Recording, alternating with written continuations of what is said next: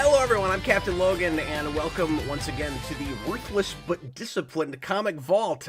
Joining me as always is Austin the Day Ghost.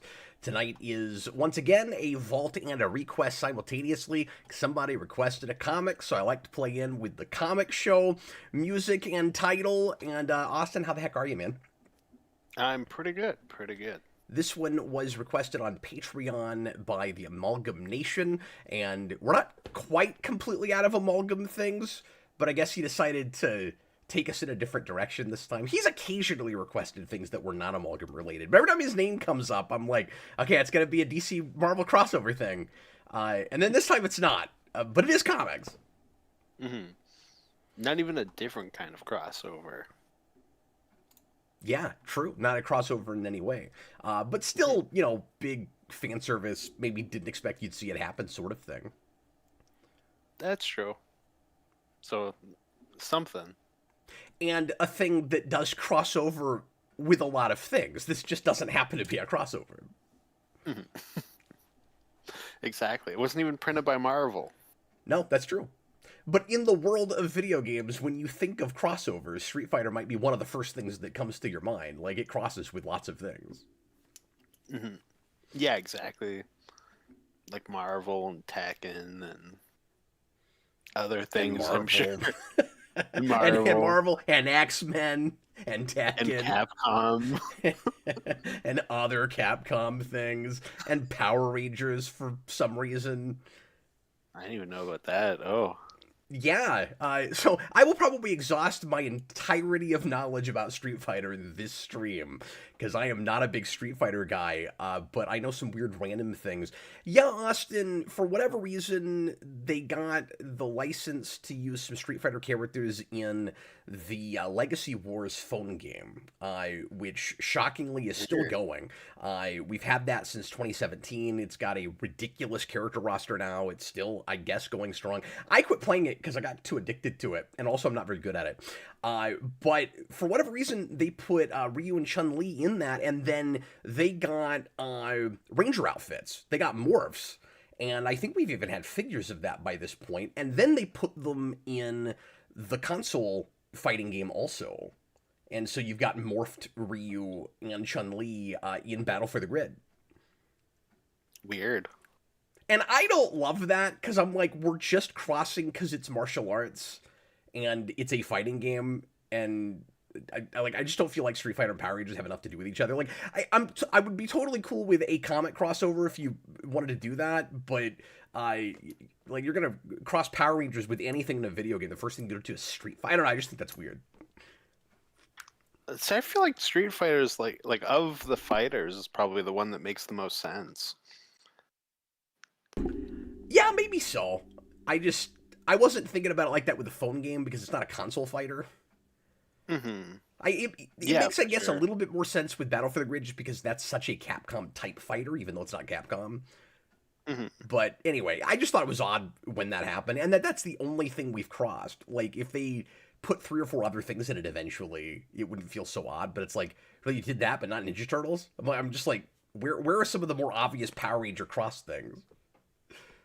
They just can't get it, I guess. Those dang rights. Well, real quick, because we end up having to talk video games a little bit on top of comics with this, of course. What, Austin, if any, is your background with this franchise? Because you and I have never talked about Street Fighter in any capacity, I don't think. So one of my good friends has a Ken tattoo, and then I think a Ryu on the other side, or they're next to each other. I can't remember offhand. Is it like a big elaborate one? Is it like a super detailed one? Yeah, but it's not like huge. I think it's like that big. Oh, okay. That's cool. That big. Yeah, and I know Ken and Ryu. I know Chun-Li. I know that in the movie M. Bison is Raul Julia, and he says, of course. And I haven't seen, would you believe I saw that in the theater and I've never seen it since? Oh, that's funny. I've never seen it. I just know that happens. I do remember, however, playing Street Fighter the movie, the game on Sega Saturn. Well, I was going to say, and I know that they made a Street Fighter the movie, the game, and I know that Jean-Claude Van Damme is the main character of the Street Fighter movie, even though I don't know who he plays. And I know that they are making a new Street Fighter movie, and Polka Dot Man is M. Bison, which I and can't see at all. He doesn't have the right body type. Like it's strange. nothing about that makes any sense. Yeah, no, it's definitely strange. And I know that the Russian guy was like Zangief or something. He has a Russian ending where the like leader of Russia comes in and is like, "You have amnesia, don't you remember?" And then they dance or something. I don't know. I don't know. What, in the Street I Fighter might even movie? be confused. No, in one of the Oh, games, one of the games. I see. and um, and even that, I feel like I'm mixing two things up. So that's about all I know about Street Fighter. So so you've literally exhausted your entire understanding of this franchise. Yeah, that is my entire like, yep, everything That's is there. fantastic. I guess I know slightly more than you because I have played a little bit of Street Fighter now. I actually have the arcade one-up machine because I found it real cheap and I was trying to put together as classic of a home arcade as I could, and I'm like, well, you gotta have Street Fighter. And then I bought it and I played it and I was like, I don't like Street Fighter. But like I've kept it. So like I've got it right next to my Mortal Kombat, and so it's very classic and nostalgic, but it's the one I don't play very often because I'm not very good at it, and I like none of my kids are big Street Fighter players. Like occasionally we'll play it, but and then the original Street Fighter 2, and it's got Turbo and I think maybe not Superstar. I forget what the other one is, but that machine's got 3 of the Street Fighters on it, and then I've got emulation machines with a bunch of the others. Like I could try out everything if I wanted to, but that game had the original especially has just impossible CPUs. Like I can't get past the second stage, like ever. And I'm like, I would have to train every day to get good enough to play this game. Yeah, and the only Street Fighter game I played is Street Fighter versus X-Men. Yeah, which It's not doesn't even like, really play like a Street Fighter game, in my opinion. oh, okay. Because so that's what's ironic about Street Fighter for me is, and I should say the weird thing about you and I having to talk about this is you and I are both big fighting game fans. Neither of us are Street Fighter people, which is very unusual because usually if you get two guys, especially like you and I are of different ages, different generations, you get two guys of different ages that both like fighting games and neither of them play Street Fighter. It's really unusual. Like I know lots of Street Fighter fans, and I've had friends that are like tournament players, Street Fighter. Like it's crazy you and I don't play. Neither of us play Street Fighter. Yeah, no, I played. So I have a thing with my friends here where they won't play Mortal Kombat with me. Like all of them refuse. They're like, "No, you actually know how to play it. None of us want to play it with you." Um, and then I got that Marvel Capcom collection, and then played one round or like a couple rounds with my friend who has the Ken and Ryu tattoos, and was instantly like, "Okay, now now I know how it feels on the other side, because you're just kicking my ass with Ken and Ryu, and it's not fair." See, I love some of the other Capcom fighters, but I don't think they play especially like Street Fighter 2, or at least the original. Like maybe some of the others are a little bit more like other Capcom like crossover fighters. But I like the Capcom games that have tag out and that let you, like some of them do 2, some of them do 3. But I like the Capcom fighters that where you tag in and out and where you have like a meter bar and special moves. Mhm. And I don't know if any Street Fighters eventually get to that because I just haven't played enough. Yeah, and I have no idea. And I'm also not a big That was Mortal not in Kombat my guy. Street Fighter knowledge. I like that more than I used to because I played it some with Jason. And you know I've taught Mortal Kombat on the channel before. But growing up I was more of a 3D fighting guy because I'm a big Virtua Fighter fan. And I'll talk a little bit about Virtua Fighter later because one of the things that was interesting to me about this is some of the characters. This won't mean anything to a lot of you guys, but some of the characters that in Virtua Fighter, after going back and looking at this and finally finding out some story stuff and what some of the characterizations are, end up being kind of analogs for Street Fighter characters, which I was kind of surprised by. Like, Ryu and Akira always seemed like they were probably really similar characters. I mean, they're the same character. Like, Akira is exactly the same character as Ryu, and so is Jason from Power Rangers. I think the characterization we get in the Boom comics might be a little bit based on this, and that's totally plausible. Yeah, I mean, I guess every fighter has like, the certain molds where it's like you need one of these and like one of those and like whatnot. Jujir says the three character team is more of an SNK thing than Capcom. I and I know a lot of the Capcom fighters do the two, but I think some of them because I isn't even like I'm just rusty, but it isn't Marvel vs. Capcom 3. Like, don't you pick three characters? Sorry, Marvel vs. Capcom 2. I think you pick three characters. Yep. Yeah, exactly. I think also in 3. Like, I think both Yeah. 2 and 3. Maybe in 1? Or maybe that's only 2. It might start with 2. I think maybe it starts with that. I can't remember.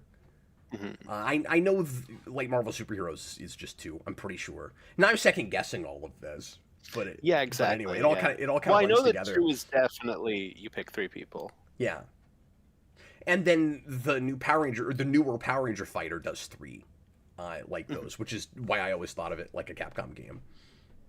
Oh, okay. I wanted to mention the Ryukin Doyo is here and says, "Hey y'all, this will only be my second stream I can see live," which I just think is hilarious.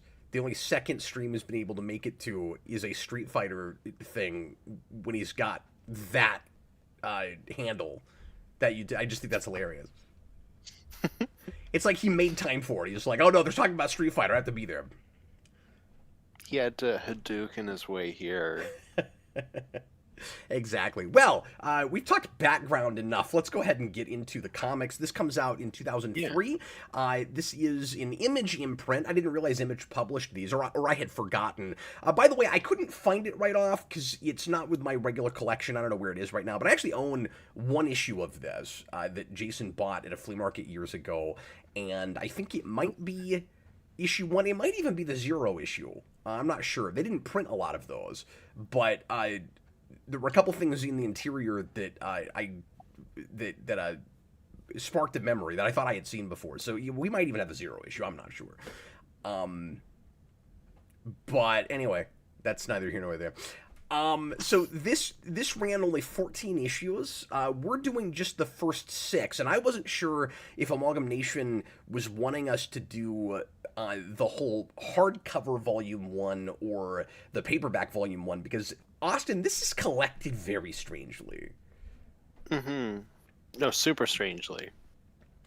The first trade is the first paperback trade is collected normally. It's the first 6 issues with I think maybe the 0 issue too, and it's did you read the 0 issue? So I didn't because the hardcover didn't include it. So I went through 1 through 6, and then we figured that out. And then I went, I don't know if I really need the 0 issue. You don't really, but I'll talk about it. Go for it. Because I looked at it, and it's really just the inciting incident with the death of Ryu's master. Mm-hmm. That's what I figured was probably something like that. But it's a good setup, and it's also only a few pages. I do think it would have been worthwhile if you had known about it, if you had looked at it, given that you have the same lack of knowledge about Street Fighter that I do, because what gets it to a full comic length is all the dossiers at the end telling you all the character backgrounds. And I found that extremely helpful. Oh. I read all of them, and I kept referring to them as I was going. So I feel much more... I feel much more prepared having had that, yeah. Oh, that's funny. In fact, a couple of them, I was like, oh, that's interesting. I didn't know that about this character. Like Dalsum, that he's like sort of a pacifist and doesn't really like violence and just fights when he has to. And I was like, oh, he's going to be a really interesting character to meet. And then he hasn't showed up yet. I was gonna say I don't recognize that name. I don't remember this character. Yeah, okay. Dalsum is the guy in the game with the skulls hanging off his belt that does the weird moves where he's got like the long legs that kick out and he jumps on his hind legs or on his like haunches, and he kicks out, and he's a really odd character. When I was a kid, the couple of times I played Street Fighter, I always looked at his name wrong, and I thought his name was Dalism as opposed to Dalsum, like he was a philosophy or something. I was like, oh, it's Dalism. It's like or like something bad, like he's a dulcist. the ancient practice of Daoism, and then I find out that he's basically a Buddhist, and I'm like, well, maybe he could have started his own philosophy called Daoism. Fighting games are so weird. You gotta love it. I wish one of us was a Street Fighter fan. That's what I wish right now. Well, no, it's better because we get to just throw knowledge at each other and both be surprised at weird things. Yeah, like we're throwing Hadoukens. We're having our own little exactly. Street Fighter match. I'm winning, by the way, by like a lot. Yeah, you definitely know a lot more about Street Fighter than I do, which I figured going in. Which is hilarious because I know like next to nothing. But I know nothing. Jujira says I'm not a Street Fighter guy, but Street Fighter 3 Third Strike is my favorite. I've never played that one. I probably played Turbo more than anything. And of the later games, I think I might have played 4 like once or twice. I might even own that somewhere. And I know... Yeah, mine 3 doesn't exist. Street Fighter 1 and 3 don't exist, only 2 and 4. 2 and 4, yeah. And multiple versions, yeah. 4's got a killer soundtrack. But okay. I've got one on Dreamcast, but I don't remember which one, and I don't know that I've played it. I think I just found it real cheap, and I was like, wow, Dreamcast games are never this cheap. So I just bought it. Score. I'll play it at some point. Anyway, well, Austin, let me go through this Zero issue real quick, and then I'll, since you know nothing about Street Fighter, it'll be a lot of fun watching you try to get through the plot synopsis. But like I said, actually, let me just scale back for a second and say, so first trade is 6 issues, and then they did a hardcover trade that was 10. And like I said, I wasn't sure which of these we were expected to do, so I just went with what we usually do and went with the 6. And I'm kind of glad we're doing that because, for a couple of reasons, it is a complete arc. Like it's a real standard 6-issue kind of story arc. And the second thing is, the hardcover is 10. And then the series itself only went 14, so I would have felt weird reviewing 10 and not the other 4. Like, this is a much better cutoff point, whether or not we ever talk about any more of this. Yeah, it is bizarre. And then they did keep going. So my guess is the Street Fighter Classic hardcovers keep going and will just collect sometimes multiple series in them, Austin, and then have just like different cutoff points. But I still don't really get why they did 10. Instead of just collecting the whole 14 for the first series, because then the next series they did Street Fighter 2. My guess is they just collected the next 4 and then all of Street Fighter 2. Oh, no, that makes sense, because that would give you 10. That's why they did it. No, that's got to be why they did it. Okay. No, that makes sense, actually, now that I'm thinking about it, right? Yeah, that math works out. And then they did Street Fighter Turbo, which was 12. And so that would only be an extra 2 issues if you did a third hardcover with that. I didn't look to see what the hardcovers are, but that makes sense if that's what they did. Unless, getting the last 4 issues of 4 or of 1, and then all of 2 together is weird. It depends on how close like if they just like continue off each other. I don't know. Well, that's true too. Yeah, I have no idea. And if the creative teams are at all the same, or if they keep changing hands, I don't know how related all of these things are. I will say before we get too far into this, we're already 20 minutes in. We haven't said like anything about this actual series, but I think given the kind of cheekiness that the book has about the history of the Street Fighter games, because we've already had in the continuity of this a tournament before, which strikes me as a reference to the fact that everything with Street Fighter starts with Street Fighter 2. So there's been a tournament already, and we've just blown past that already, and we'll keep getting information about it as we go along. But I think the series should be called Street Fighter 2 because that gag works better. Hmm. Yeah, I mean, maybe that's just how Street Fighter starts. Like it could just be, one of Like, those things. I mean, maybe even the first game itself there was already a tournament.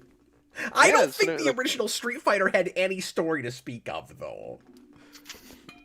But I don't know. Like it yeah, could be because doesn't that game only have like 2 characters? I have no idea. Somebody tell I me in the don't. comments because I have watched videos about this, but it's been forever and I've never actually played it. But it's supposed to be like it's the first real 2D fighter like that. It's got a real limited move set and it moves real slow and the controls are supposed to be real stiff. And I think there's only 2 characters and it might even be Ken and Ryu or the characters that would become Ken and Ryu. I'm not actually sure if that's I don't know if that's true. Somebody like I said tell me because I'm drowning here. I really wish one of us knew something about Street Fighter. All I know, because I know I'm more of an expert on Street Fighter 2010 than I am the fighting game series. So all I know is that in the future, uh, I think it's Ryu is Mega Man and Ken is like he like died or is mutated or something. And somebody turns someone into Jello. I don't even know that much about Street Fighter 2010, but I know more about it than I do It is the fighting game. it is entirely plausible that the original Street Fighter game, if it had an instruction booklet, had some backstory information in the instruction booklet, and that somewhere in there it says there have been tournaments before. I don't know, but that's the only way. That's the only way you would get that. Unless once you get story later on, we kind of finagle whatever the first one was into something. Oh, SSJ says the first game's story main thing is just beating Sagat at the end. You only play as Ryu unless it's player versus player, where you can then be Ken. Okay, so I was remembering that right. Mm. That's so weird. So it wasn't that you got a selection of the 2, but there are technically only 2 fighters, and then you fight Sagat at the end. That's so weird for a fighting game, but I mean, I guess it was early. But again, well, it is kind of the first one, though. Mm-hmm. Yeah. It Gotta is. start somewhere. It is kind of odd then that the character in the book that beats Ryu, or sorry, that fights Ryu and loses in the original tournament is Akuma and not Sagat, if I'm remembering the story right. Because isn't the idea that No. is that not what it is? Because I thought Akuma. Because Sagat's the Scar guy, right? Because Akuma he fought the master, and then gets kicked out or whatever. I think Sagat's the guy with the scar that comes in later, isn't it? Well, yeah, he is, but I thought Akuma also fought him in the tournament. Is Akuma never in the tournament? No, I think they just know each other through the master because he was the master's brother. Yeah, no, I think because he punches Sagat really hard and it splits his open. Okay, I'm mixing a couple of things in my brain then because I thought part of Akuma's, I thought part of his motivation was getting beaten in the tournament, but I guess that's not in there. No, I must be thinking of the Sagat master. thing. Well, that explains why Sagat is in here the way he is then. Mm-hmm. Now who's floundering for knowledge? Well, I mean, I wish I'd had time to look this back over again. I had to read it kind of fast, so. No, for sure. Well, one complaint, yeah, but that's just a thing you just now read, Austin. You're just remembering it better than I am. I still know 5 more things about actual Street Fighter than you do. But it's adding up because I'm learning more new things. That's true. Well, assuming that everything here counts as Street Fighter canon. Mm-hmm. I think it's 100% canon. I will give it. It doesn't read fanficky. It reads real, real genuine, and it feels true to a source material that I don't know much about. To be fair, but it kind of exudes confidence and understanding of the material. Like, I'd be real shocked if like fans of this didn't kind of hold it up and consider it like, if not canon background, real close. Mm-hmm. Yeah, for sure. It For reads sure. real authentic. It's honestly, I'm a little jealous of it because it's everything I've always wanted for a Virtua Fighter comic. And we got one shot back in the 90s that kind of just outlined some backstories in the end. It just kind of got everybody to the tournament in that game, and then that was all it ever did. And the art was okay, so it's kind of sad they didn't do that. And there's some involved story stuff in Virtua Fighter that would absolutely make for a series this long. And it had an anime just like Street Fighter did. And so I always wish that it had done that. And like I said, it's got a lot of similarities. Like, there's also a crime syndicate in that game that brainwashes people, just like in this. Mm-hmm. And See what we. Sarah Oh, in go that ahead. game is a brainwashed character. Like through the course of at least the first game or two. And um it even has like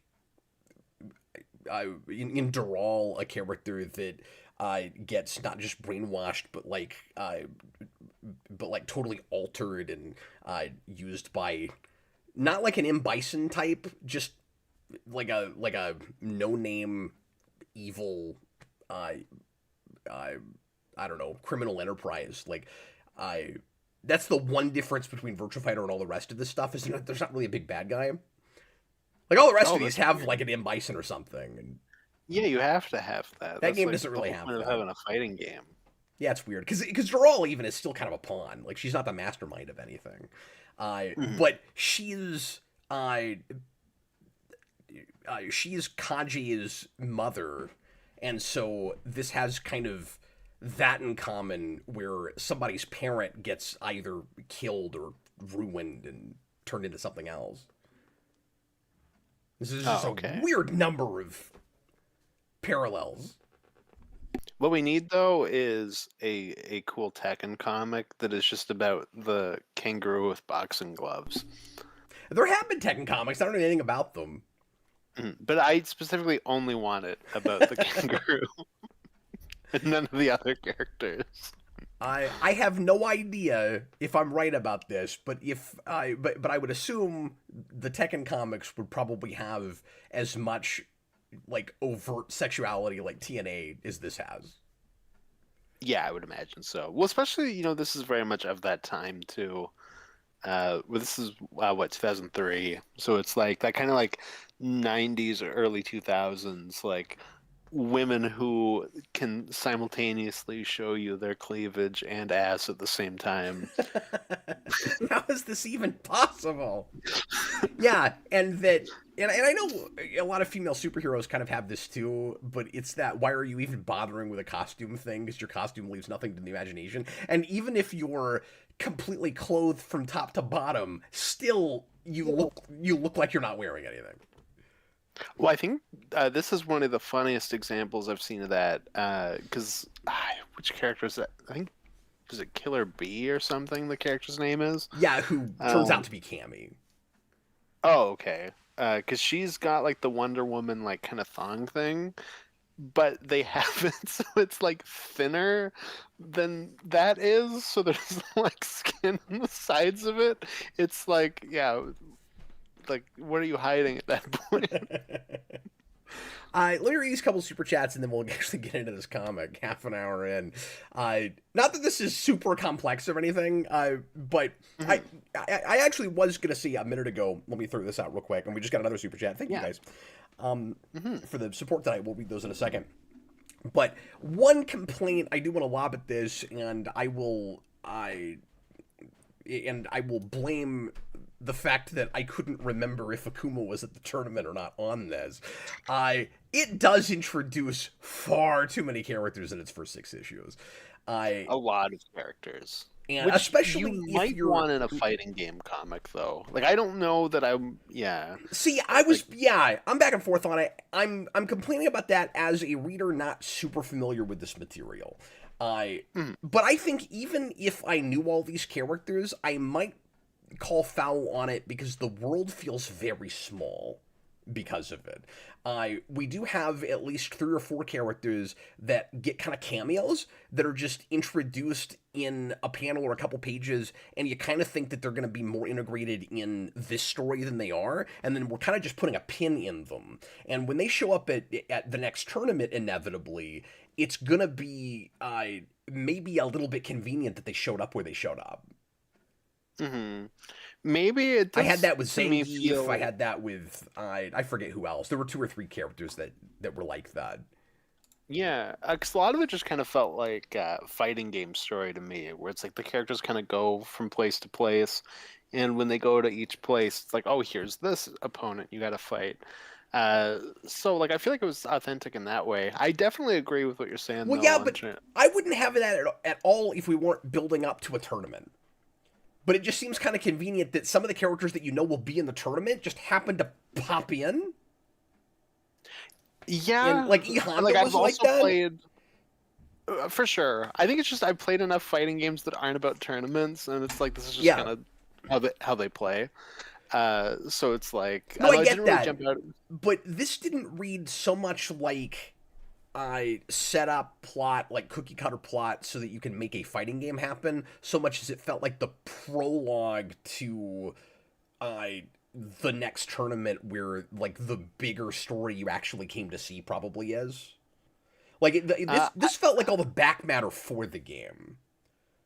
Definitely, but I'm gonna say it hits both. It's doing both simultaneously, where like it is very back matter material, but it's also telling it the way you would in a fighting game. Well, Uh, yeah, I mean, I'll give you that as far as the way the fights go, and maybe the way it's structured to make sure that there's a certain number of fights that happen each issue and that sort of thing. I was kind of laughing at the contrived way that we would make sure that every fight until the last one in issue 6 is one-on-one.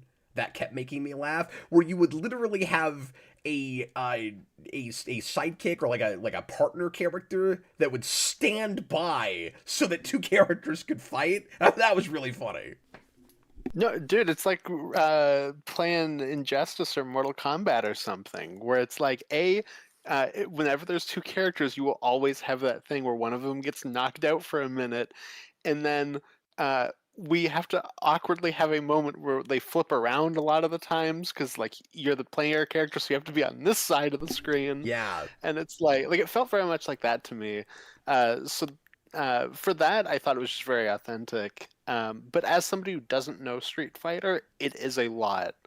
it's a So lot. it does feel, but at the same time, like I don't want to judge it for that. Like this is a book made for Street Fighter fans. Like it Yeah. almost feels unfair. No, absolutely. It's I just like it feels like coming in and being like, ooh, this book made for Street Fighter fans isn't, bringing me in as like a new person, and I'm like, but it's not really supposed to. Yeah, and like that's not even what I'm complaining about. I'm just saying for this specific exercise, some of it felt like Mhm. homework because I don't know these characters well enough. But I Yeah. will give them certainly, and like, so it's a mild criticism. It's like I totally agree with you. It's a cheap criticism. It's not totally fair, and the anybody that would actually buy this is going to be familiar enough with these characters. But still, on a storytelling level, there's a little bit that's kind of too easy with like when characters show up and stuff. At the same time, it's also clearly not meant to be taken too seriously, and it's intended to be very soap opera and like Yeah. old school Marvel soap opera, which is one of the things that I made it kind of easier to read and easy to grab onto, right? Because like a lot of Yeah. familiarity came with, well, there's a lot of X-Men in this comic, Yeah. that Well, kind of it's tongue stuff. in cheek, but not with a wink and a nod. No, everybody Is in the like how the thing storytelling's really done. takes it seriously. Like they all play it straight, and one of the things that I really admired about it is you've got characters that basically flat out have superpowers. Nobody talks about it. This is just a universe where if you're in martial arts, there are fireballs and you can do them, and anybody that, and like they don't even make a gigantic lore thing about it where it's like only people of this level can do the fire. They never even talk about the fireballs. They just happen. Yeah. It's just part Yeah, of the it's whole not like thing. the You're in a world where everybody that does martial arts has literal superpowers, and there are characters that can, like Guile, that can't get their mind around a mind control plot. That's fantastic. Like, I love that. Mhm. Yeah, no, it's like, that new Mortal Kombat movie where it's like we have to like really figure out why these characters have powers. And it's like, no, like, part of the joke is, you have Johnny Cage who's just like an actor and he can also throw green energy balls. That's just Like, I how it don't know works. why, but he can. Yeah, I really, again, one of the things I admired about it was I it treats all of the different fighting types, again with the superpowers, like it's reality. Like it doesn't know that it's not very realistic, and that was really fun. Like it thinks it's Virtual Fighter because Virtual Fighter really is more. Besides the fact that the first couple of games you can jump like you're on the friggin' moon, but they have real world fighting sets, and everybody's got, or most everybody has a different fighting type, and it's trying to be as realistic about the fighting as possible. This in its story pretends like it's doing that, and that's kind of great. Yeah, I mean, obviously not to compare it like too much to other fighters, but we're just going off of like the things we know, right? Like, and fighters have like a very similar mold, but Well, and like, also it's fair to compare them because they all go back to this. So when I'm making all the true. Virtua Fighter comparisons, especially in characters and story and stuff, I'm not saying I'm annoyed because I'm noticing stuff from Virtua Fighter in this. I'm saying, oh, Virtua Fighter ripped Street Fighter off all day long, and I never knew it. Like it's one Mhm. of my favorite things, and I seeing so much of Virtua Fighter in this made me respect Street Fighter more, and it also made the characters in Street Fighter feel less generic to me Yeah, sure, yeah. because it's always felt like a really And generic roster, and now I get like character motivations and I like characterizations more, but also. Well, if this is generic, Virtua Fighter is generic because Virtua Fighter ripped off Street Fighter all over the mhm. place. And I don't find Well, that I very think, generic because I grew up with it, and I know those characters. So much of it has to do with what you grew up with. yeah, well, I think the strength to a good fighting game is a level of genericness, right? Because it's like you want to have, um, just kind of people that can fit all the different molds you want in your fighting game. So, like, I do think that's kind of part of the appeal in a way. I guess that's fair. Yeah. And then the difficulty is how do you make a really great, compelling story out of it if there's supposed to be a generic element, and if in certain ways you kind of want them all to be the same? It's like I've never really given that any thought, Austin. It's like if you want Which these they're all things, archetypes. they're archetypes, and gameplay wise, a lot of them anyway, and Virtua Fighter isn't as much this way, but a lot of the 2D fighters especially, you want to be kind of pick up and play. And so it makes sense that even on a character level, there would be a lot of familiar things between them. Yeah, exactly. Like, certain things that you can go like, okay, like this character is say like the ninja. This character is like the martial artist. This guy is like the military guy. You know what I mean? Like Yeah. those kind of like easy molds that you can shape characters out of. And Like kind of like every fighting game has. and then when you pick up a new one, you go, well, this is the type that I gravitate towards. And then very often, I might be making this up, but I bet very often the character type like aesthetically that you gravitate toward will also very often end up being the type of like fighting gameplay you like better. So you're I was gonna probably say also actually you can have it better both ways with too. those particular kinds of characters. Mhm. No, I was going to say that too. Is you can have that both in terms of aesthetic and design, and in terms of gameplay. Because obviously, you're going to want like the projectile character, and then like the more like middle character that can kind of do both far and close attacks. Then you want the characters better at close. Characters who are better at like just kind of tanks. Yeah. And then yeah, that can also fold into the kind of archetypes. what I find with a lot of fighting games, now we're just talking about fighting games generally. I find we're gonna find a way to stretch this much longer than it should be. Uh, I tend to gravitate toward female characters more often, and I don't know how much that's a gameplay thing. But I find that a lot of the characters in fighting games that I am better with straight away tend to be female, except in Tekken and Killer Instinct. Oh, okay, weird. I guess Fatal Fury not so much either. But like Virtua Fighter, this like I like Chun Li. If I had a main in Street Fighter, it's Chun Li. My mains are always the dumbest characters. As you know, the Injustice games, I've always been about the female characters, and some of that's just some of that's my bias for Birds of Prey, I guess. But we are just good at Black Canary. But yeah, I got really good with her, and I was decent with Batgirl in the previous game too. Oh, okay. Yeah, I didn't even know that. Catwoman a little bit, but yeah, she's okay. She's a little tougher to get good with. Anyway, SS Jerry $5 super chat. How was Street Fighter viewed in your circles when you were younger at arcade school or wherever? The anime Street Fighter 2 5 or 2V probably is awesome. Yeah, I didn't know what the anime was called, but anyway. Yeah, and I mean, because obviously, arcades weren't really as big of a deal when I was a kid, but I didn't really know anything about Street Fighter growing up. Even like Mortal Kombat, I learned from my mom because she was like, "Oh, I like Mortal Kombat." It definitely felt like a community when I was a kid.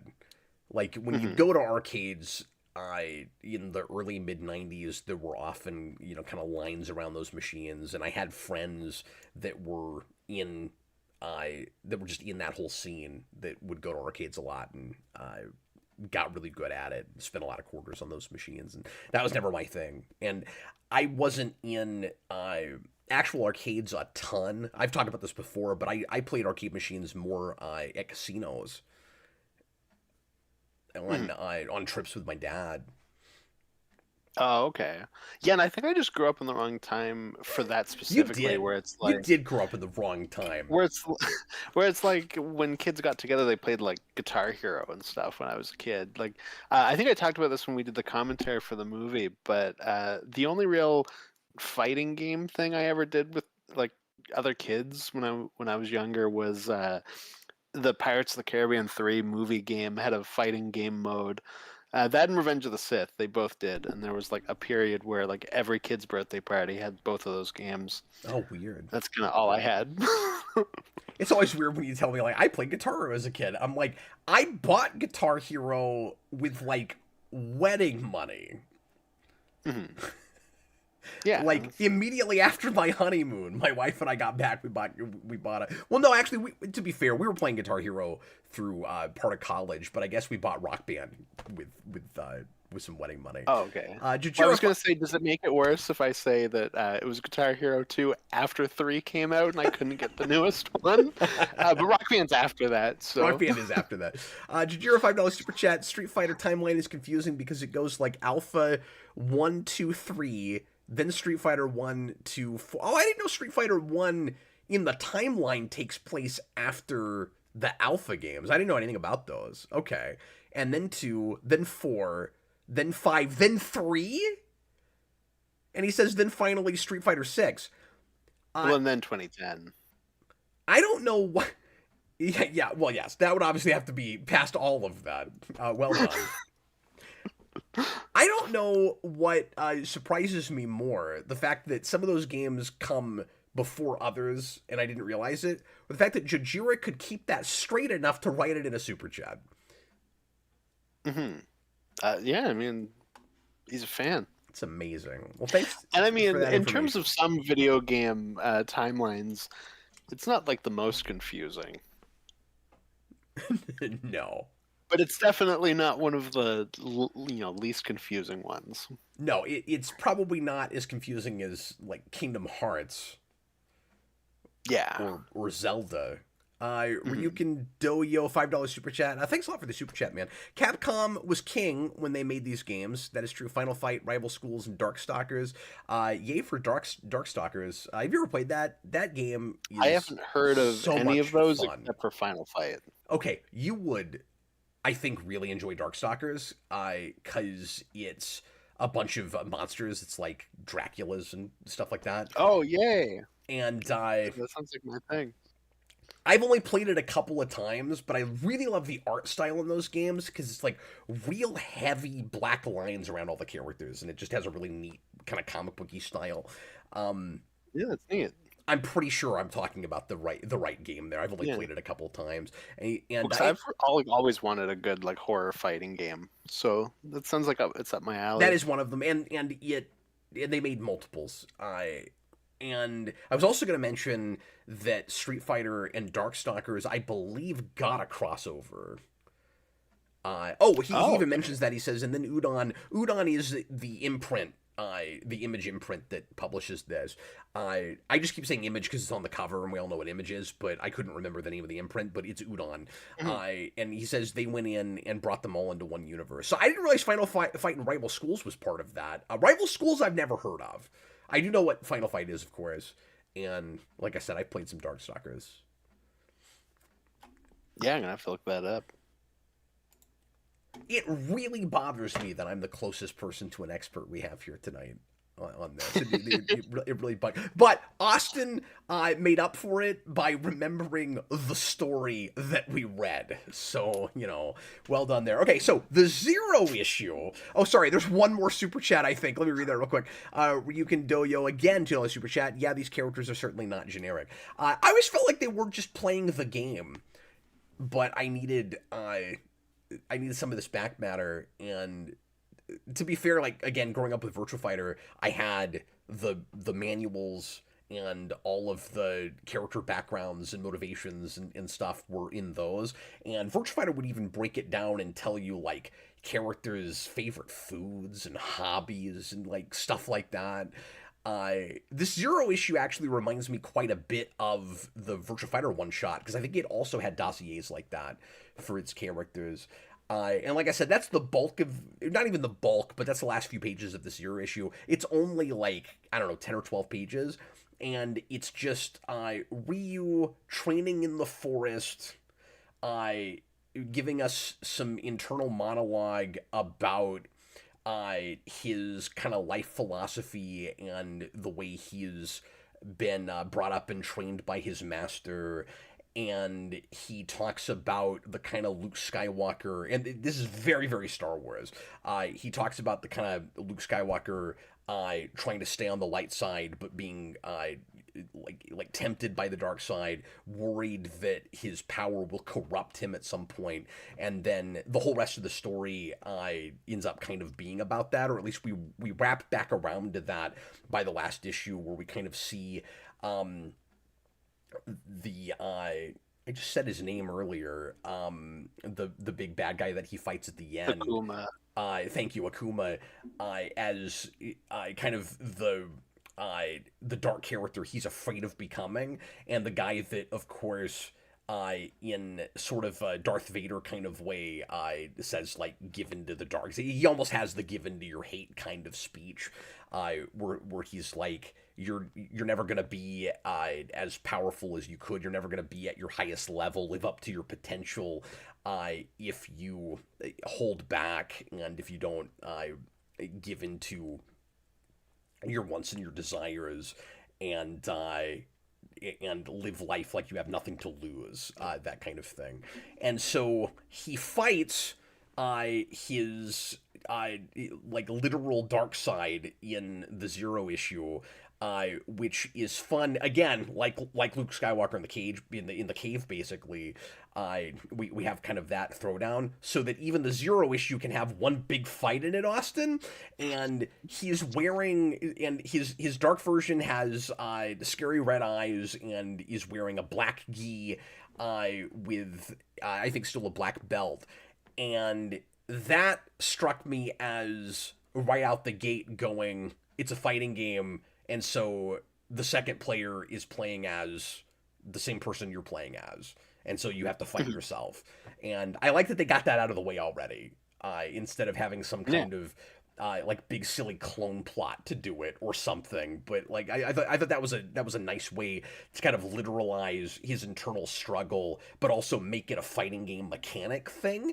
And then you get to the end of the issue, and after he's had big his big quest, internal quest, he's finished it. He goes back to the dojo, and his master has been murdered, and the symbol that is on the back of Akuma's costume is on the wall. And so, if you're already a big Street Fighter fan, there's no mystery as to who killed that guy, because you would recognize that symbol and know who it was. Well, even if you don't know that, I think we realize like pretty quickly that it's Akuma. No, that's true. That does happen pretty quick. But there's this pretty great panel right at the end, the big cliffhanger with that symbol on the wall in his master's blood. Yeah, yeah, because that's in the first issue as well. That's cool. Oh, did they throw that in the first? I couldn't even remember. And then, like I said, yeah, you see that. Here's all those dossiers. So I keep referring back to these for character names and things. It's very, very helpful.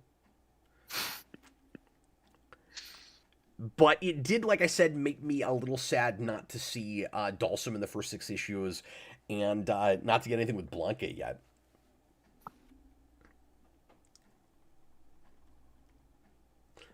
Yeah. And it's also fun that when you get to the end of the 0 issue, it just has a white page with the Capcom logo right in the middle, because Capcom games always open with that, where it's just a white screen and the Capcom logo right in the middle. So they gave you a whole page that's just that, and I thought that was kind of great. That is pretty fun. Amalgam Nation popped in, $5 super chat. Thanks a lot, man, for the extra support. Appreciate you. He says, "Hey, I'm here. It's awesome that this run has been going for over 2 decades, and they're still coming out with more stories in this comic series." I didn't know that. I didn't know that. Yeah, I didn't either. Still being published, and that they hadn't rebooted or anything. If it's still in the same continuity, that's really cool. That is cool. Yeah, yeah. I wonder if it's like the same creative teams or at least the same writer, and if it's still at Image. I mean, I guess. Yeah. Well, not necessarily. Like, these things can leave to other companies, and they just choose to keep publishing it. Well, that's true, So, and they can still hang on to sometimes the same stories. Mm-hmm. Now, that didn't happen with Sonic. I was going to use that as an example. Like, same writer, but they did a reboot when they went to IDW. Well, I was just thinking of, like, Larry Hama with G.I. Joe. Yeah, sure. Now, tell me if I'm totally off base, because I'm not a G.I. Joe guy, but the plot in this felt a little G.I. Joe-ish to me. I mean, I can see that. I mean, G.I. Joe basically has, like, fighting game characters in the military, so yeah.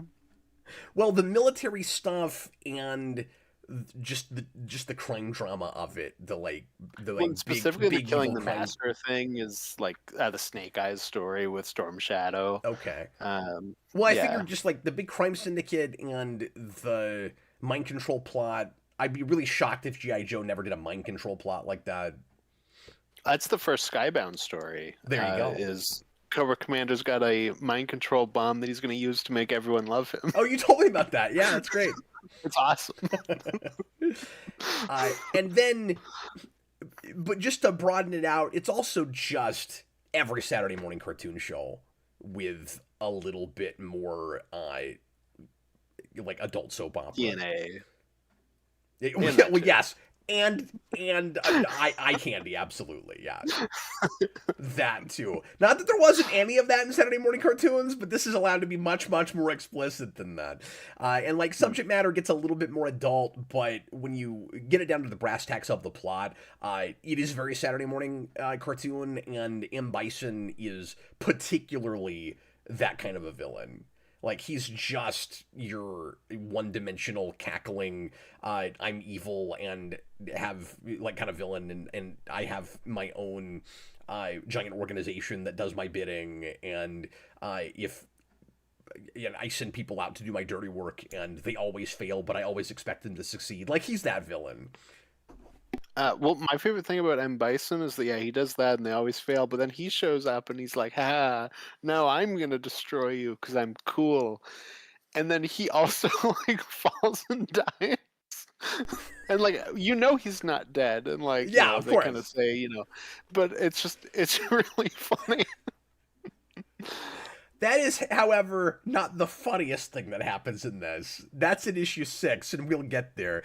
Ryukin Doyo, $2 super chat says, "Wait, my name is Doyo here instead of Dojo, lol." Yes, you apparently, it sounds like, made a typo in your own username.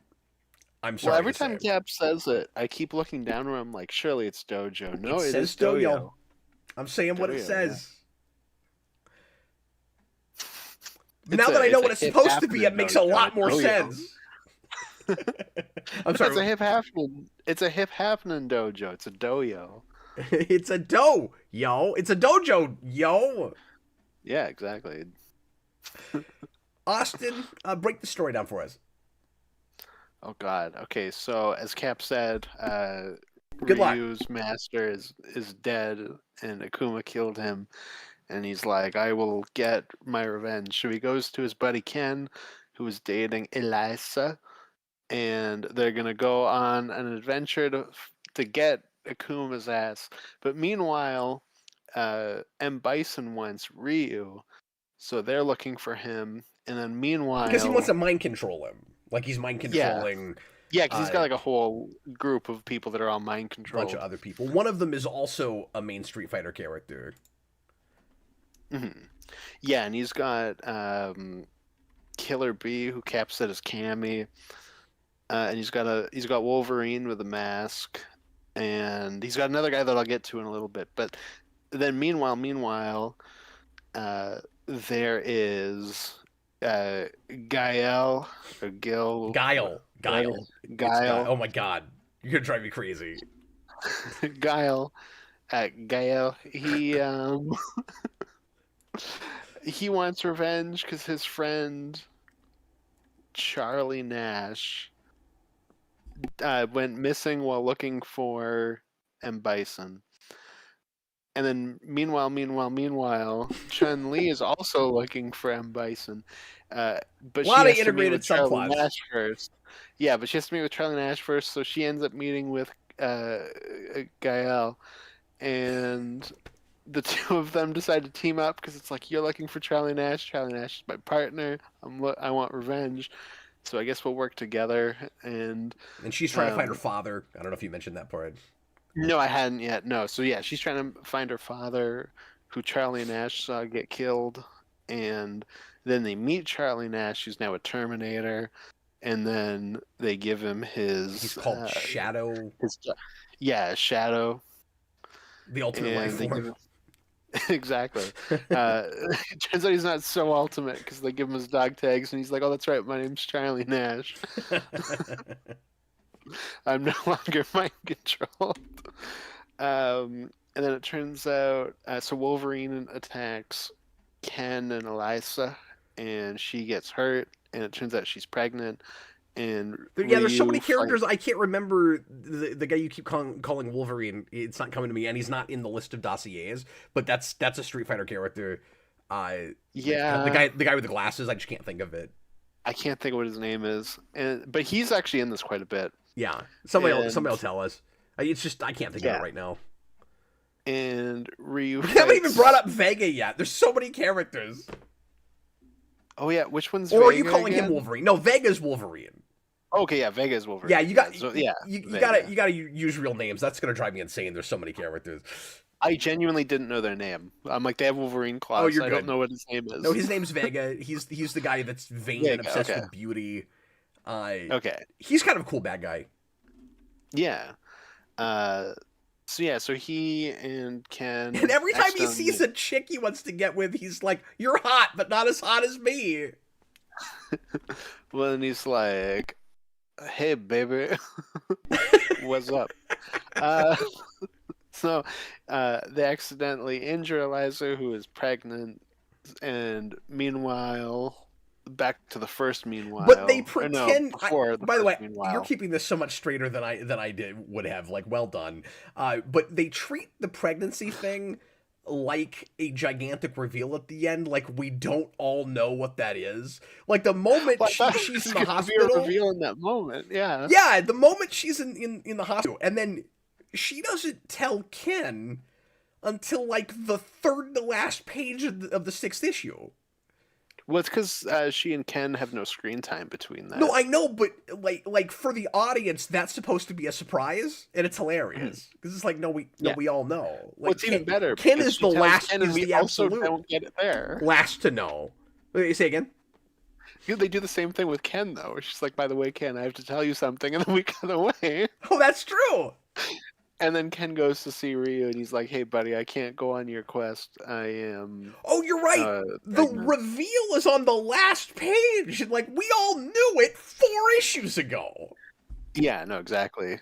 Um, yeah. So back. Oh wait, no, not even back to Ryu. Uh, there's also two Japanese schoolgirls. One of them who does not want to be there. The other who wants to learn martial arts. And she wants to find Ryu because she finds out he's like the best martial artist. But she was also a fan of Honda. She But is Honda, every, sorry to interrupt. She's every anime girl character ever. yeah, yeah, exactly. Like she's But she's the obsessed fangirl that wants to be just like the protagonist, or wants the protagonist to teach her her ways, and is smitten with him and probably wants to sleep with him, although that hasn't come up yet, but I imagine it will. oh god, I hope not. Well, I don't know how young she's Um, supposed to be, but this happens all the time. And like she reminds me a little bit of the main female character in Death Note, because even Death Note has that. oh, okay. Yeah, I didn't read it as like she wanted to like get with him, but I hope that doesn't Here's the happen. thing. Sorry, I'm gonna stop for a second and say this. I wanted her to be older because thematically and character arc wise, it's actually better for Ryu if she's old enough for him to date and he's attracted to her. Because the big thing, the big revelation he comes to for his own character, by the end of the story, is it's maybe a good idea to have a personal life. It maybe is better to have something to lose, because if you don't have a tie to your humanity, it's easier when you're too powerful to lose it. And so even though having a family, like we find with Ken, can be a bit of a liability, it's also the thing that keeps you from going over the edge. And that works way better if this girl he's about to go off and train would be old enough for him to start something with her. Like that's what I Hmm. would have done with that. Well, unless they just have like a good mentor relationship. Well, sure. Like maybe because he's also, getting revenge for his master. So like, the apprentice becomes the master, the father becomes the son. Well, that too. All that. But we're also making a really big deal out of Ryu is stoic and makes his entire life about martial arts and will probably never settle down with anybody. And that's talked about in the first issue with Ken, where Ken's like, or maybe second, I can't remember, but there's a place where Ken's like, okay, like, are you with anybody? Are you dating anybody? And he just gives this look like,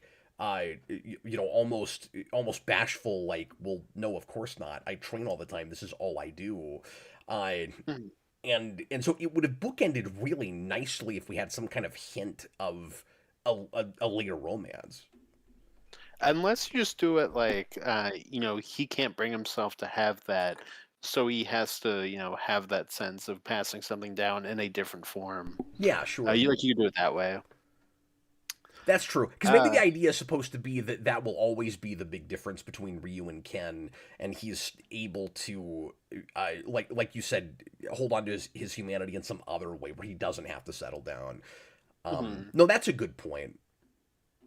Yeah, yeah, exactly. He I can just have thought his there was a hair chance in a that's different where they way. were. Sorry, I thought there was a chance that's where they were going with it. Because I really don't I know mean, it's possible. how young she's supposed to be. Well, considering it kept making me uncomfortable that we kept getting upskirt shots, hopefully older than I thought she was. Yeah, but they did that a lot. A lot, yeah.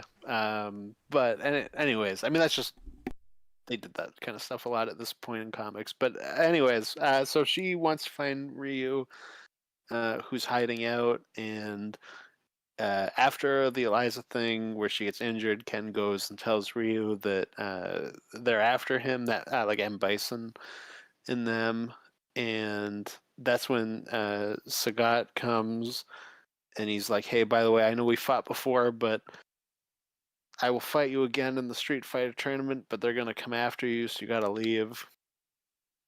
So they do that, and then they fight Akuma, and they meet the schoolgirl, and they become master and apprentice, kind of, and that Ryu has to go out and learn more so that he can beat Akuma at the tournament, That's and why she's I not gonna got let him go. confused and thought that part of his motivation was he had been at the tournament before. That's what it was. Because at the end of Oh, that, he says, "I, I'm gonna, I'm gonna let you live and see if you can prove yourself at the tournament next mhm. time." That's what threw me off Yeah, exactly, because exactly. that came out of nowhere to me.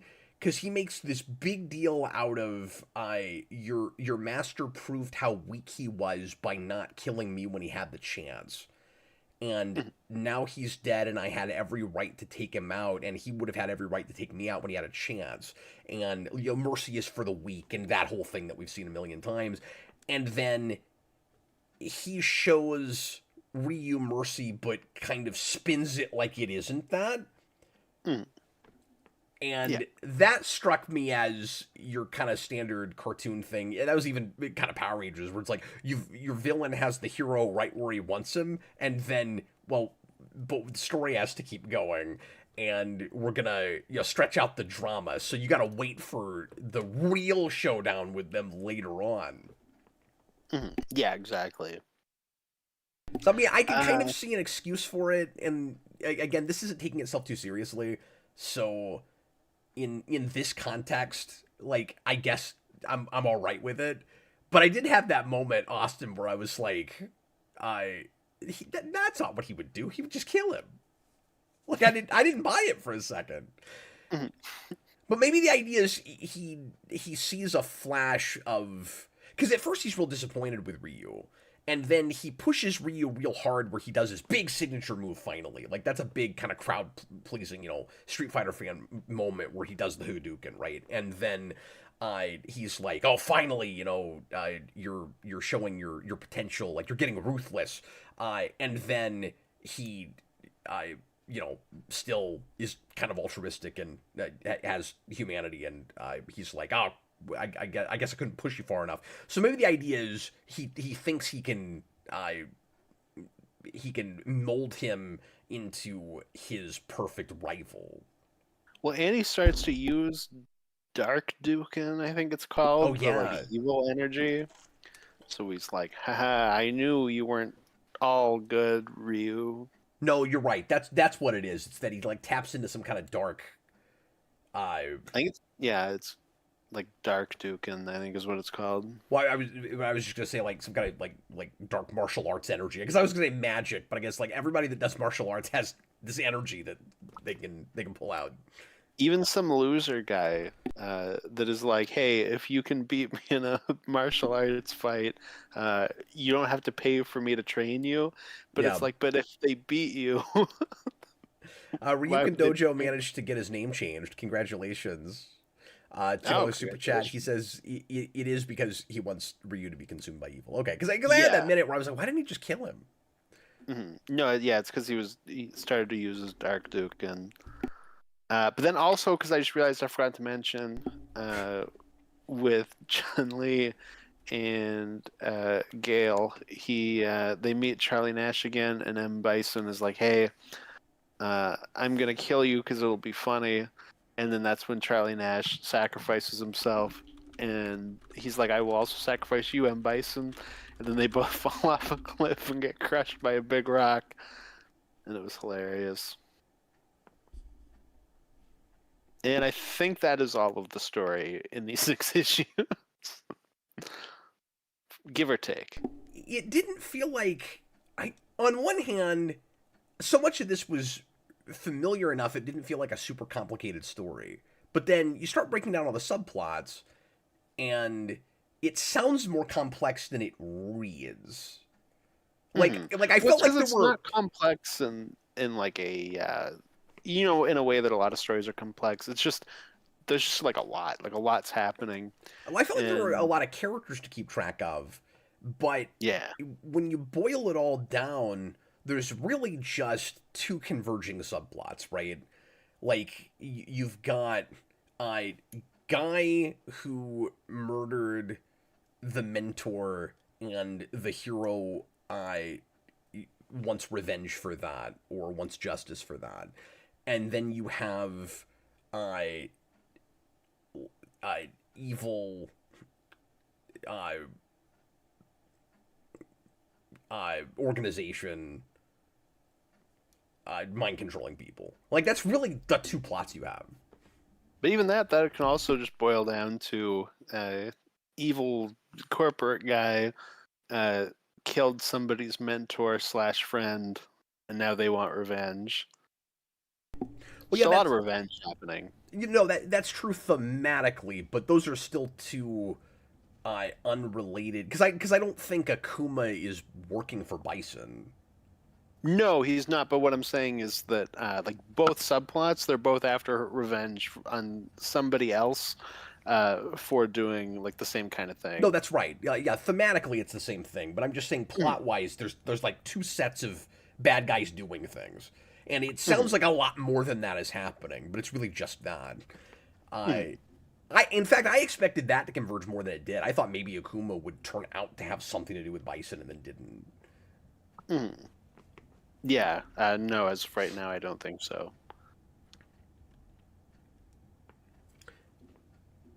But yeah, that's the whole Silmarillion of lore in these first 6 issues. Plus, you have I'm actually glad at we least didn't read any more than that.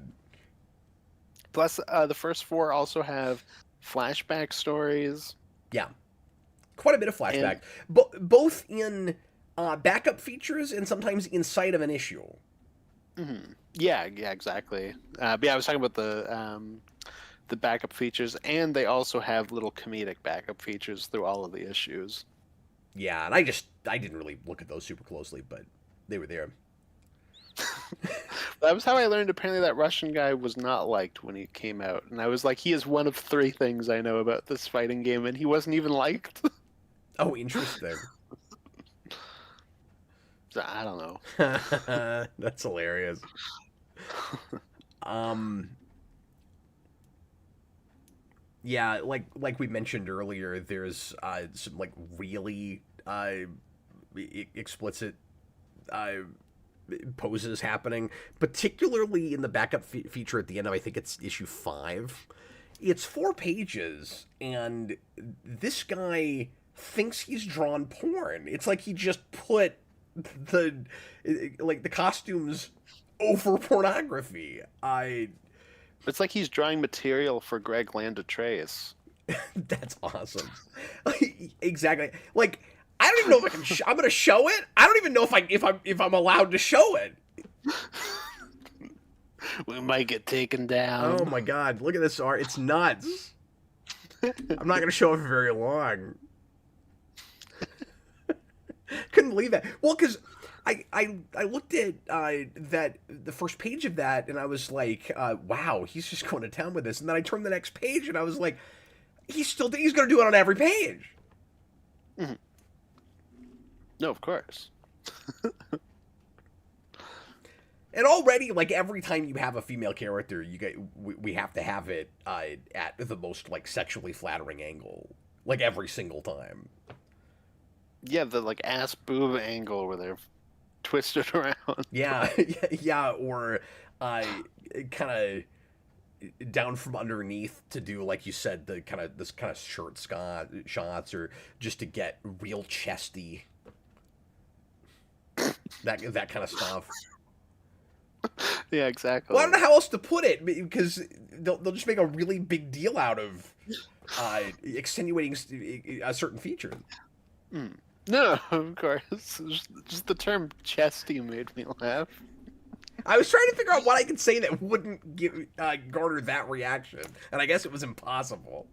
I don't know. I'm a child. I'm sorry. I should know what else to say.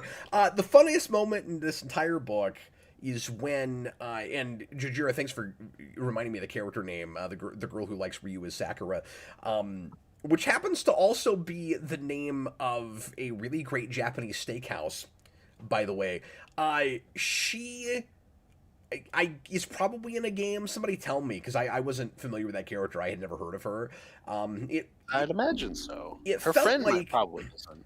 But... yeah, probably not. It felt like it was going out of its way uh, to populate with as many female characters as were in the franchise past Street Fighter 2 because it only has Chun-Li. Like there's no other female character in that game. And so I thought it was kind of interesting that most of the characters here are in that first game, but then they went, but we've only got one girl. And it doesn't even read like we want to have you know, a little bit more of an even roster to get some, you know, great strong female characters in there. It's like we just want to draw more sexy chicks in our book, and so they had to go find more from other games. It felt like, but anyway, the funniest moment in the book, or in what we read anyway, is when Sakura shows up in the middle of this huge epic fight with Akuma. And she goes, Ryu, I finally found you. I like worship the ground you walk on. Please train me. And he's like, I'm in the middle of this really dangerous fight right now. Maybe you should go, like, I don't know, over there for a minute. We can talk when I'm done. And she's like, no, you have to train me. And I'm like, you're an insane person.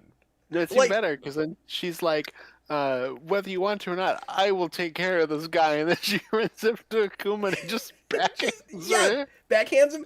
And then he's like, well, maybe you can learn something for her because she's got this unmitigated gall and she just came right at me with no training at all. And I'm like, well, that's the person that you think he should act more like. You took her out in one hit and you hit her so hard she couldn't be dead. Like, why? Like, no. That's why he thinks that Ryu should be more like her. You just punch him out in one hit. Like, I get that the dark side of this would be we don't have as much discipline. And I meant to say that's kind of what's interesting about Ken and Ryu, is that Ken is the less disciplined between them, but is the one less likely to be drawn to the dark side because he has that, you know, more of that human connection. But I don't know, like the dark side, you would you know, have less discipline, but not necessarily less like street smarts. You'd think you'd at least want a little bit of training first. Yeah, he's got enough training to beat up that trainer. Yeah, well, that's what was so funny about that moment is that we had already established that she knew a little bit and like could probably fight some. And then she shows up and does that, and like I get Akuma is like gigantic and is like almost too much of a match for Ryu, but she just stands there and gets smacked, and it's hilarious. He was too fast. And I just couldn't even believe she was written that way. Where she just runs right in the middle of this fight. Please train me. It's like I'm in the middle of something here. I'm doing a thing. I mean, to be fair, 5 minutes ago she was obsessed with a sumo wrestler and declared that she will become as fat as him. Oh, that's true. I forgot about that part. That was pretty great. Yeah, wasn't she like I just ate a bunch of junk food? Yeah, she's like, I will eat as much as I can to become like Honda, the greatest sumo wrestler of all time. and on to your TNA thing, he is the only male character that you get any of that for. Jujira $5 super chat. Sakura is from Street Fighter Alpha 2 and rival schools. Okay. Oh, okay. Thanks for that information. So she's also from another game entirely. Yeah. Or at least she maybe starts in that Alpha game and then goes into that game. Well, there's a number of Street Fighter characters that show up in other games too. Yeah, I guess it's just like a fighting game thing It's too, like a how. Capcom thing. Well, I was Also, thinking of how, like in Dead or Alive, like one of the main characters, or maybe not main characters, but one of the characters is Gaiden. well, I mean, that's a whole other thing. I mean, that's Sega. Uh, Hmm. Dead or Alive uses Virtua Fighter characters too. Oh, okay. Yeah, like Dead Weird. or Alive has a bit more crossover than your typical fighting game, but that's AM2, and AM2 loves recycling characters from different franchises in their games. So I mean, that's a whole other ball of wax because that's not even Capcom. But Yeah. Now I wonder if any of those characters are in the movie because the Ninja Gaiden guy is. oh, is he really? Yeah, Uh, so the only Ninja Gaiden live action adaptation is the Dead or Alive movie. Now I might be wrong. I'm pretty sure they made that movie before they did a game with Virtua Fighter characters. Oh, okay. Because I think that's only one time and it's later. I could be wrong about that because I don't know that franchise super well. But Mhm. speaking of All I TNA, know. though, Oh no! All I know is that when we eventually bring back Video Game Mania, even if it's the mini one, that is the first thing I'm picking to be on it because that is like the main reason I wanted to do Video Game Mania because that movie's we'll hilarious. do it. We'll do that. That'll almost certainly be the next one. Heck yeah! What else do we want to say about this? Did you like it? Uh, I mean, I guess we haven't even really gotten too much into like our feelings about this.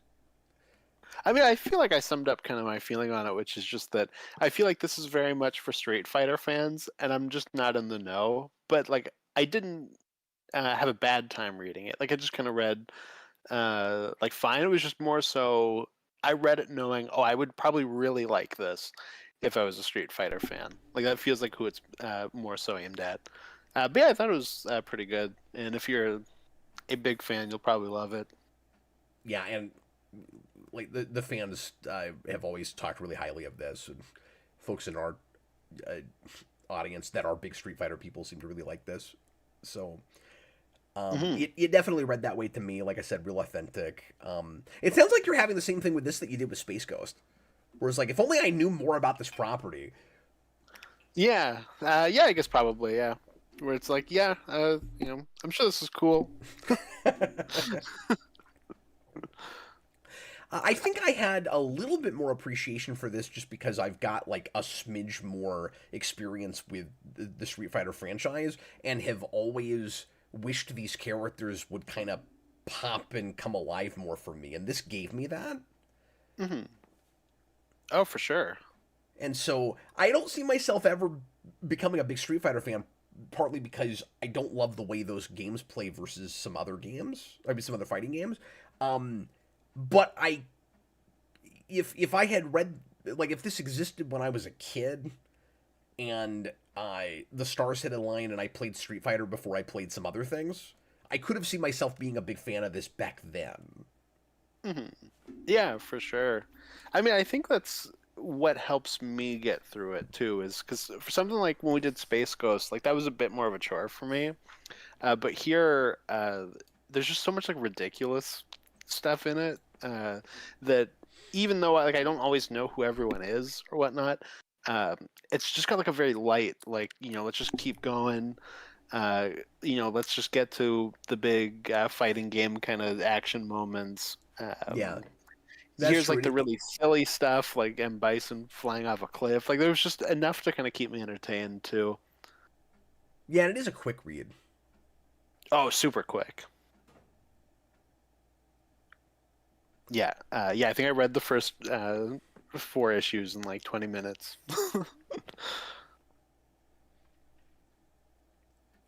So yeah, I mean, I wouldn't be opposed to looking at more of this down the road. Like I said, I'm really glad that I had the dossiers. I wish you'd had that because you probably would have appreciated this slightly more, just knowing who some of these characters were. Because it was kind of nice reading that and then seeing characters pop in, and I'm like, okay, I know something about this person. Like Well, I that got helped a at least got lot. to have that where it's like, oh, I know Ryu and Ken and Chun Li and then Bison. Now they're Yeah, doing stuff. yeah, and all the friendly character dynamics were really good. Like I liked that. As kind of buddy cop as some of this is, because you've got like you got a pair of martial artists that are doing a thing, and you've got a pair of government agents that are doing a thing. You don't have the typical thing on either side of these people inherently don't like each other and they have to learn to like each other. Like, both of those pairings are people that get along real well from the start. And I also like that there are two totally different kinds of relationships. So one are two friends that go way back, and the other they just met each other, but they have immediate mutual respect, and they also realize how much they have in common in that they both have a personal stake with a family member that is missing or dead or something.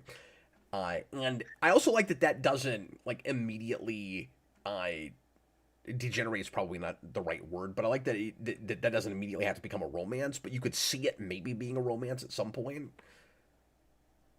Yeah, maybe. This type of thing, it's like I didn't really see romance because it feels like it's just moving forward to the next punching segments, but it is possible. I guess I should also say probably my only thing that I'm like I feel like this is kind of like my one complaint, I guess, is the Charlie Nash thing where he comes back as Shadow is like thrown out so fast that I'm like, oh, okay, here's this character that's introduced. Oh, now he's not even that anymore. Yeah, that's true. It's like that was a bit rushed, or well, not even a bit. That was rushed, but Well, it was like very Hawkeye and Avengers, where it's like this guy is. I say that, but then he's not even gonna be like a main character after that. no, it'd be more like if Hawkeye showed up and he was like, "I, by the way, Black Widow, I am mind controlled," and then she went, "Oh yeah," and then grabbed him and hit his head off that bar, and then he was fine. Like that. Like at least he's like a muscle villain through most of that movie. SS Jerry, $5 super chat. Thanks again for all the support tonight, guys. The Street Mhm. Fighter 2V anime, along with these, made me a big fan recently. I suck at the games, actually, but fun characters. Playing them in MVC games is nice. Hell yeah. Marvel's Capcom. Yeah, I think my problem is I'm just too set in my ways with my fighting game franchises. Where like You're I'm like, open to getting into more in like the fighting game world. I don't know if I hate to say at my age or whatever, but like I don't know if I'm ever gonna latch on real hard to another franchise like story, like deep dive real hard. Like I haven't even been able to totally do that with Mortal Kombat. Like I will always be a real casual Mortal Kombat person. mhm. Yeah, no, exactly. I think I just have too many franchises, just in general. And I hope this doesn't sound negative or cynical or whatever, but I feel like I've kind of reached my cap, where like the older I get, which is an odd phrase coming from me, but I feel like the older I get, and especially just reviewing stuff on the channel, I will look at stuff that I adore and that I think is brilliant, and then I'll go, if it was 15 years ago, I would deep dive and I would be obsessed with this. And some of it is just having to move on to the next thing with the channel. Some of it is being like a family person with a bunch of kids, I guess. Like it's hard to boil it down to one thing, like like exactly what the thing is. But it's I don't know. It's a middle aged thing. Like sometimes I wish I come to these things at 22. Hmm. Yeah, for sure. You're like, get your Street Fighter cabinet off my lawn, kids. But yeah, I keep having that with stuff. I like on the new comic book late night show. We keep reviewing new comic arcs, and I'll read something that I think is fantastic, and I'll go. It isn't that this isn't memorable. It's that I have so much other stuff in my head and other stuff that I'm doing that I'm really worried I'll forget about this and never go back to it. I had this with The Martian. 4 or 5 years ago, I reviewed The Martian, and I said I think that's one of the best science fiction films I've ever seen, if you can even call that science fiction. And it is, but it's handled realistically enough. And I went, I this will be one of my favorite movies, and I will go back to it. So I've never watched it again. There's a new movie that's was it Lord and Miller that looks like just The Martian again, and it's even written, I think, by Drew Goddard, who wrote the Martian. Oh, really? Yeah. Crazy. Yeah, Is it I just forget what it's called The called. Martian again? Basically, that's what I call it. But it's with Gosling, and it's like out in space instead of on Mars. Okay, I saw a trailer for that. I didn't realize that was the movie you were talking about. Yeah, it's like The Martian if the advertising was more confused and couldn't decide if it was a comedy or not. That looked so uneven to me, and like the movie might be great, but the way they're advertising it, I get halfway into that and I'm like, it looks like a straight up because partly because it's Lord and Miller, I'm sure, and then you get to the end of that trailer and you're like, I don't know what kind of movie this is. To be fair, I also have that with The Martian, so it's like I just kind of see that in both. Where it's like you have all the dramatic stuff, and then every time we cut to Matt Damon, he's like, yep, I did this today," and it's like, can I go back to the serious part of this movie? Oh, okay. I saw it once and I loved it, but I don't remember a ton about it. Yeah. And I don't remember anything in that movie being especially comedic. Maybe it was. I don't know. But I'm Yeah, a just lot talking of about the the way Tim this is. thing's being advertised because I didn't see The Martian and see it tonally uneven, and this movie might not be either, but the advertising is. Hmm. Yeah, maybe. Like I said, that's just kind of it looks very much like The Martian to me, but that might just also be we have different kind of takes on that movie. Um, I don't know. I can't speak to it real hard right now. It's been too long since I saw it. yeah, no, for sure. It'd be great if you'd stop ruining my favorite things that I barely remember, but whatever. Amalgamation again, $5 super chat. I've read 10 of these volumes. 10? They made that. I thought there were like 3 or 4 series with this, and then I come to find out that they're still making it now, and that there are 10 volumes or what. That's insane. He says, plus the Ninja Turtles crossover. I've not read that yet. I need to get that. He says, also, I've read the manga for Street Fighter 2 and all 7 anime movies. I didn't know there was that many. I knew there was a couple. Good lord. I think isn't one of them like Revenge of Chun-Li or something? I don't know. I don't know. No, that's insane. So this has like as much or almost as much comic content as Power Rangers, it turns out. I mean, over a lot more time, but Hmm. that's wild. Yeah, weird. I didn't know it had such a huge comic history. That's crazy. I'm surprised if they haven't done the Street Fighter Power Rangers crossover yet. Yeah, Just 'cause especially if they just keep crossing over. those licenses have been intertwined for like 10 years now. Almost anyway. MG Venom, I've got a question for you, Austin and Cap. We're totally gonna finish up here in a minute. If you're playing a game with, thank you guys for hanging out with us tonight. If you're playing a game with any of the Street Fighters and picking any, which characters are you most likely to choose? Well, like I said, anytime I do play Street Fighter, it tends to be Chun-Li, and if I play Marvel vs. Capcom, any of those, and I decide to mix it up and not just pick Marvel characters, because I usually just pick Marvel characters, Chun-Li would be the person I would go to, and then like occasionally I'll do a Ryu, and in Street Fighter, every now and again I'd mess around with Dhalsim, but that's about it. Yeah. Based on this comic, though, Austin, who would you want to play as? I know, because that's like I don't know how they play, but like, I guess Honda. I want to be him. Sure. Also, M Bison. He's also cool. So that you could I use don't, are his... there any good joke characters in Street Fighter that I can be? I don't know. You want to be in Bison so you can use his like psycho wave or whatever it is? And fall off a cliff and die before the like main tournament even starts. But I liked how the whole psycho thing was worked in. Oh yeah, no, all that stuff was really fun. I like that his speech bubbles are also black, like just because he's evil. Yeah, actually, that was a thing I wanted to complain about with this too. is Oh. sometimes the lettering is a little difficult to look at.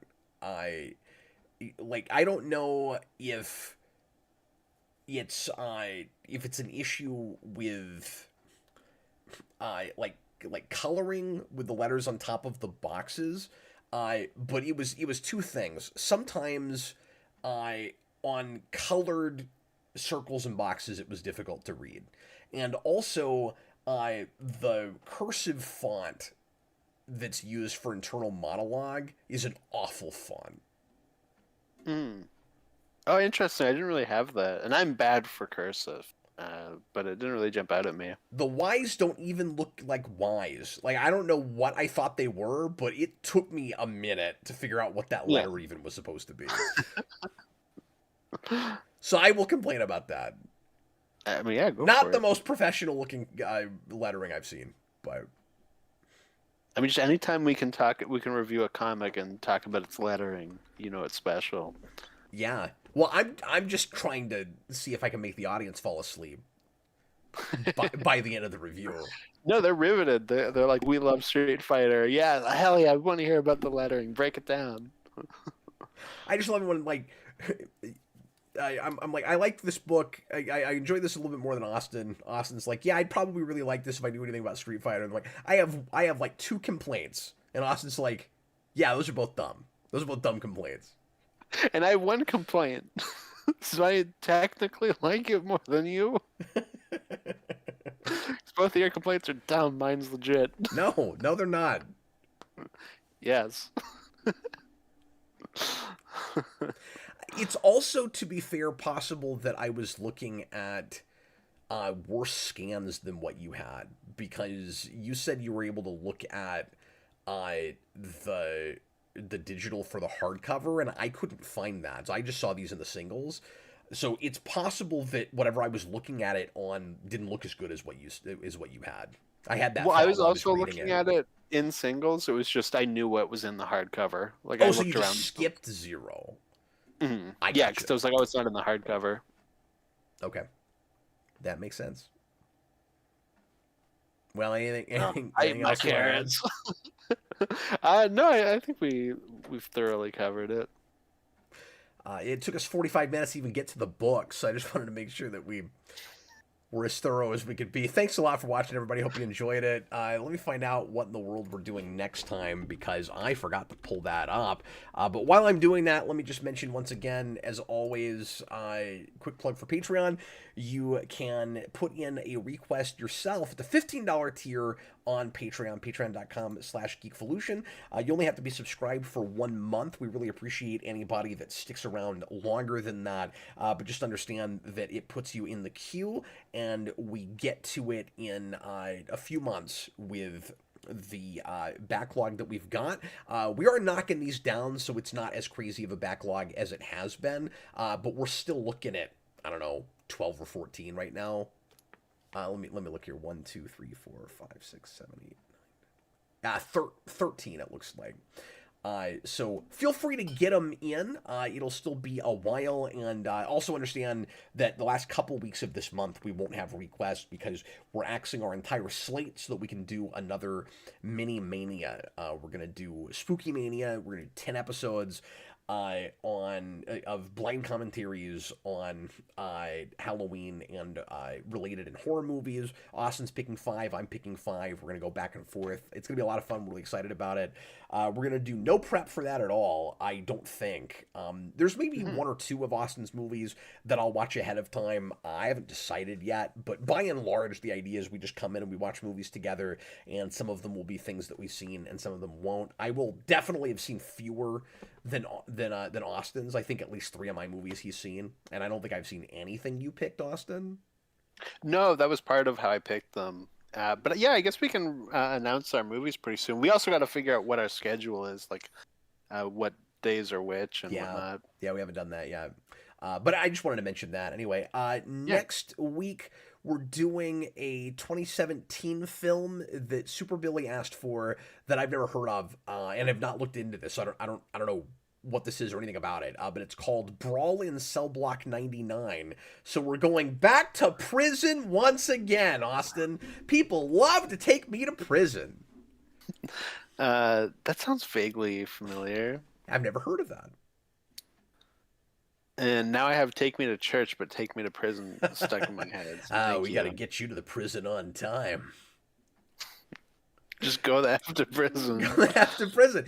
Ryukin Dojo, another $5 super chat. Thanks again, man. I really appreciate it. One thing I found so strange is that there's a kid's cartoon for the series as well, and for Darkstalkers even, they call him Ryu. I knew there was a Street Fighter cartoon. I didn't know.